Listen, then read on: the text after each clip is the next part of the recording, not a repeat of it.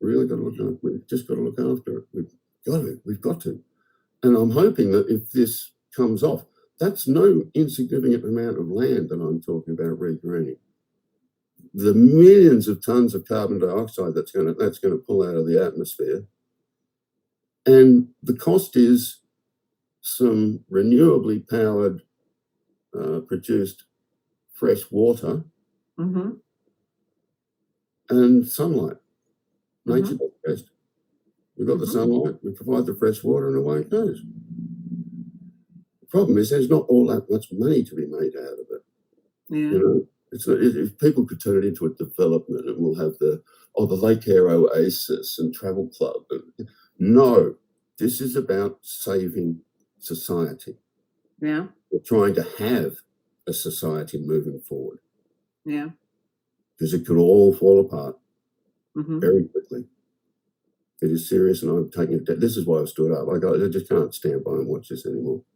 Yeah. Something's got to be done. I mean, I'm sure that our listeners are going to be probably getting calls from aspiring or current politicians, or have an opportunity to talk to business leaders wherever they live. What would be sort of 3 things that they should be bringing up?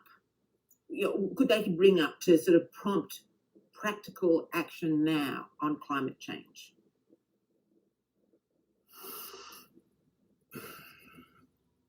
Domestically in Australia. Well, I'm just for all those listening in who want to do something about climate change. Yes, Australia is where we can actually do something. I mean, there's some things that, like, we can create veggie patches, we can stop our plastic consumption, and we can really be careful with our water. So there's some things we can do as consumers immediately. But if we're looking at broader systemic change for the benefit of Australia, I quite like this 2 lake ideas with this desalination plant. And obviously I'll be speaking to, any business leader who's, what would be some top of mind topics that would have a most immediate impact that, I want to help our leaders with these conversations.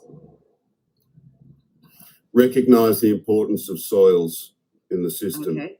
Recognise the importance of soils critical. in the systems. Yeah. And 2, don't put any weight behind industrial carbon capture and storage. Don't put any weight. None whatsoever. Okay. None whatsoever. This was one of the real joys of doing this particular project and writing this policy, is that it was a multidisciplinary approach. It wasn't just me. It was Dr. Phil Schmidt and Professor Steve Keen as well. Yeah. And for example, with industrial carbon capture and storage, that's all physical chemistry, and that was the geophysics of Phil coming to the fore. Yeah. He did an analysis on it, and Steve has also looked at the economics of it. Yeah. They're costly and really can't be scaled to the scale that's needed to have any meaningful impact. Now, I'm not saying stop researching on it. No, we've got to keep looking at alternatives. But at the moment, this one's still got to stay on the back burner, because 1, it's costly, and 2, it doesn't work. Right? The reason it's being touted by corporations so that they can skim some more billions off and store them in the Cayman Islands, as they've been doing for too long. These corporations have been parasitising society for way too long. It's got to stop. Okay. So we've got to get human and get real. Yeah. Soils, definitely. Plants. Yeah. Animals. Yeah. Insect. What about animals? Animals? Let's set up some insect hotels. Let's get a veggie patch going. Okay. Let's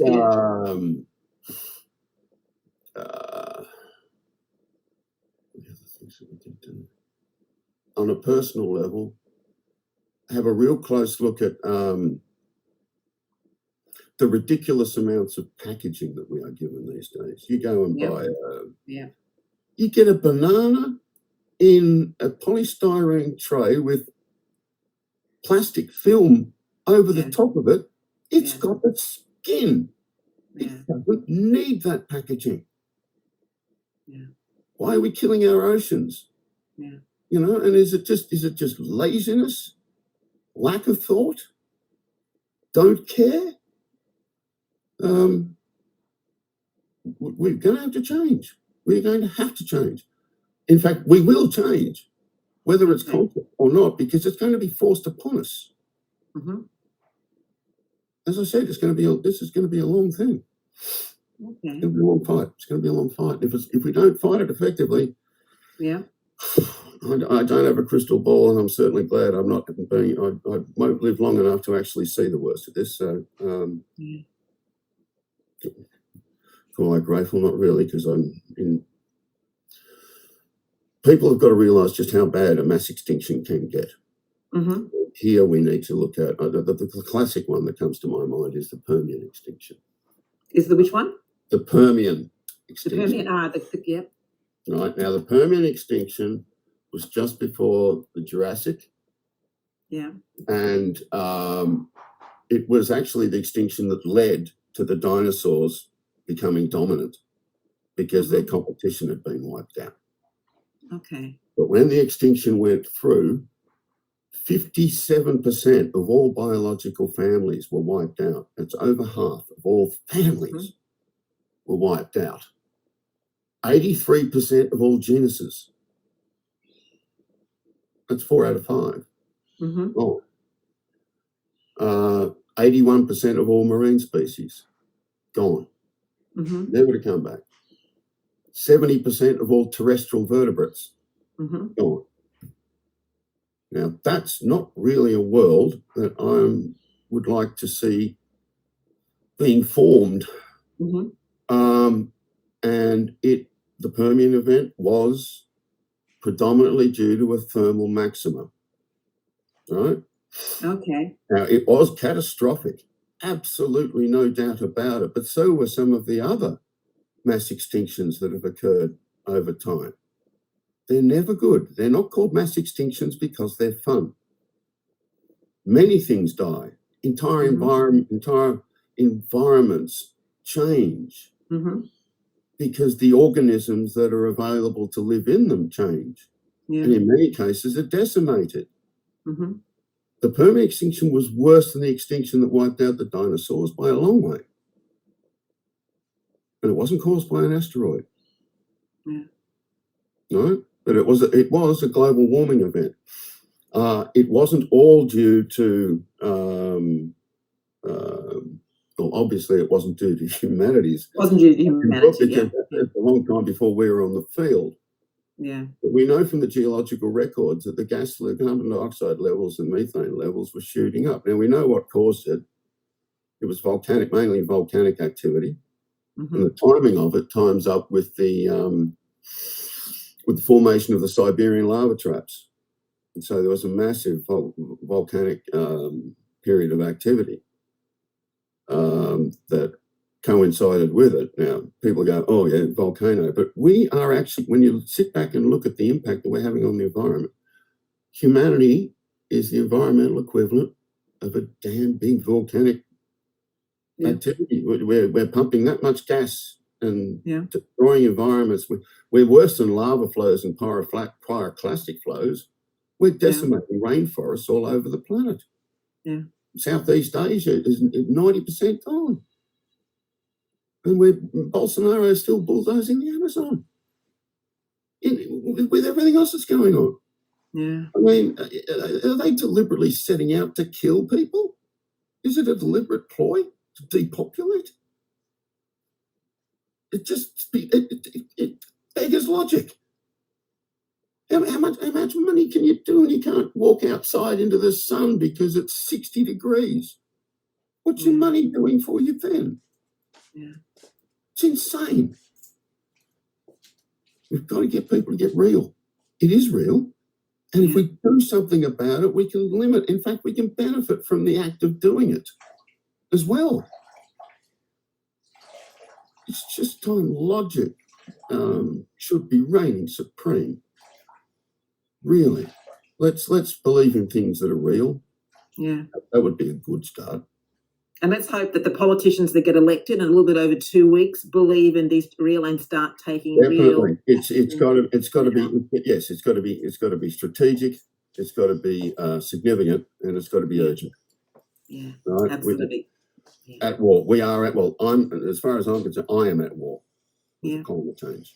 Right? Yeah. It's not just the gases, it's also the pollution and the damage and the deforestation and all the rest of the stupid things that we're doing. Yeah. We've got to grow up or die. Yeah, agree. And that could be a good place to finish our conversation today. But obviously, we don't want the conversation to stop here. It's an important conversation. There needs to be many conversations that are happening over the kitchen Yeah. table with politicians Definitely. to try and get enough people into the war to push for changes. Definitely. Definitely. I apologise There's if I more. get a bit passionate, but for me, this is a clear and present danger. I don't know. I can't remember the guy's name. Hang on. I'll just quickly find this reference. Where is he? Have you heard of Maurice Gustav Gamelin? No. No. He was Maurice the head Gustav of. Gamelin. He was. Huh?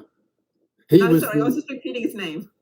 Sorry. he was the French general in charge of the French army just before the German invasion Uh-huh. in World War II. Yeah. His reconnaissance aeroplanes had told him that there was massive German troops mobilizing on the border. Yeah. And he said, that is impossible, and did nothing.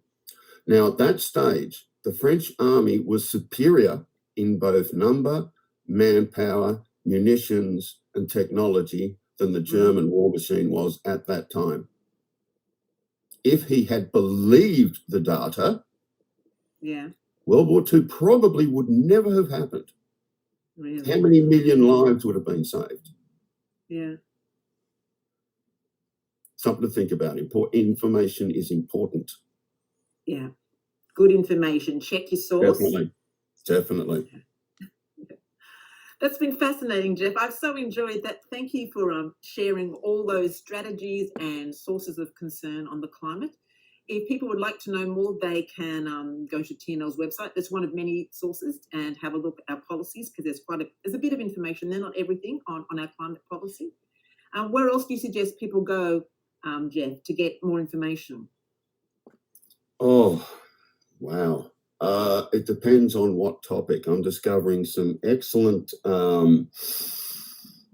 documentaries on oceanic carbon pumps, which tells us about how the biodiversity of the ocean actually handles carbon, and how long carbon stays in various zones, and how it moves around the ocean, and how it's all sequestered in the deep, and the importance of the shallow and the deep, and the interaction between all this. Yeah. They're fabulous.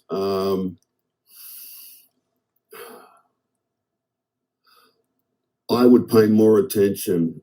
My best advice to a lot of people is one of the easiest sources of information for you is to actually talk to the younger generation, who are far more invested and concerned about this, and they are actively looking into it.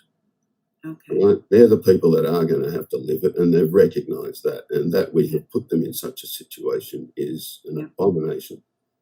Okay. History will not judge some of these people very, very kindly. Yeah. I at least will make sure of some of that.